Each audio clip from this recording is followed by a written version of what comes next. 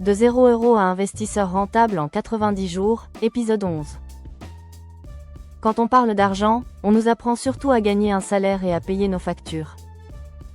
Mais on ne nous apprend presque jamais comment fonctionne réellement le système bancaire. Pourtant, ce système observe chacun de nos comportements financiers. Il analyse, compare et classe sans que nous en soyons conscients. Ce mécanisme invisible, c'est ce qu'on appelle le score bancaire. Aujourd'hui, nous allons le décrypter simplement, étape par étape, pour comprendre pourquoi il influence autant ton avenir financier. Le score bancaire expliqué simplement.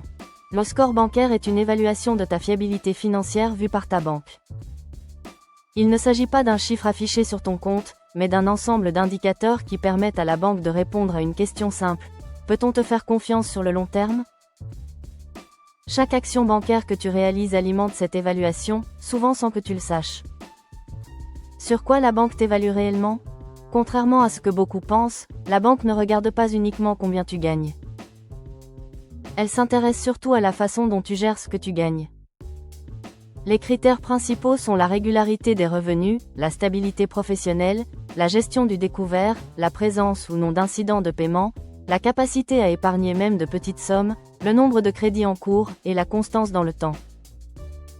Ce sont ces éléments qui dessinent ton profil financier. Pourquoi le salaire ne fait pas tout ? Deux personnes peuvent avoir exactement le même revenu mensuel et pourtant être traitées très différemment par la banque. L'une peut être perçue comme fiable, l'autre comme risquée. La différence vient du comportement. Une personne qui anticipe, épargne régulièrement, évite les incidents, lui envoie des signaux positifs.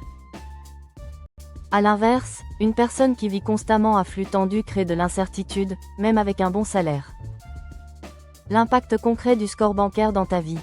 Le score bancaire n'est pas théorique. Il a des conséquences très concrètes. Il influence l'acceptation ou le refus d'un crédit, le taux d'intérêt proposé, la durée de remboursement, la nécessité d'un apport, et la confiance accordée par la banque. Plus ton score est bon, plus tu gagnes en flexibilité financière. Plus il est mauvais, plus les portes se ferment, souvent sans explication claire.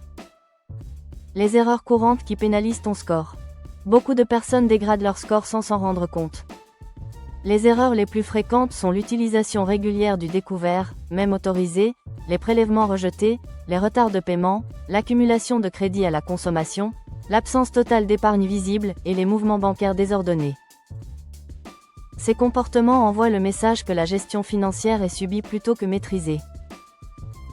Pourquoi personne ne t'explique tout ça clairement ? Le fonctionnement du score bancaire reste volontairement flou. Les banques utilisent leurs propres outils internes et n'ont aucun intérêt à vulgariser entièrement ce système. Le conseiller bancaire, de son côté, se concentre souvent sur les produits à proposer plutôt que sur l'éducation financière. Résultat, beaucoup découvrent l'existence réelle du score bancaire trop tard, au moment d'un refus. Comment améliorer son score pas à pas ? La bonne nouvelle, c'est qu'un score bancaire se construit et se reconstruit.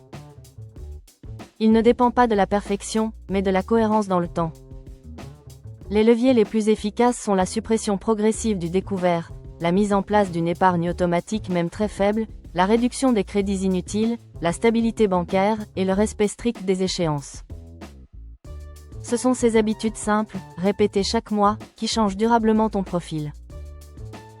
Le score bancaire comme outil d'investissement. Si ton objectif est d'investir un jour, ton score bancaire devient un véritable levier. Il conditionne ta capacité à emprunter, à utiliser l'effet de levier et à multiplier les opportunités. Un bon score te permet d'avancer plus vite et avec moins de contraintes. À l'inverse, négliger cet aspect peut ralentir considérablement ton parcours, même avec de bonnes idées. Adopter une vision long terme. La majorité des gens ne pensent à leur score bancaire qu'au moment où ils ont besoin d'un crédit. À ce stade, il est souvent trop tard pour agir rapidement. Construire un bon score bancaire, c'est un travail d'anticipation.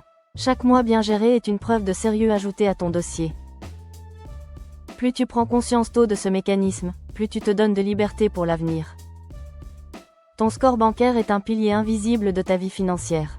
Il influence tes projets, tes opportunités et ta capacité à bâtir un patrimoine. Comprendre son fonctionnement, c'est reprendre le contrôle sur un système qui agit souvent sans que tu le saches.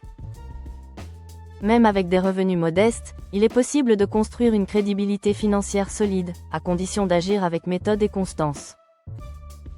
Si tu veux continuer à comprendre l'argent, éviter les pièges financiers, et construire une vraie stratégie sur le long terme, abonne-toi à Top Finance Stories, et rejoins ceux qui décident enfin de reprendre le contrôle de leur avenir financier. À bientôt.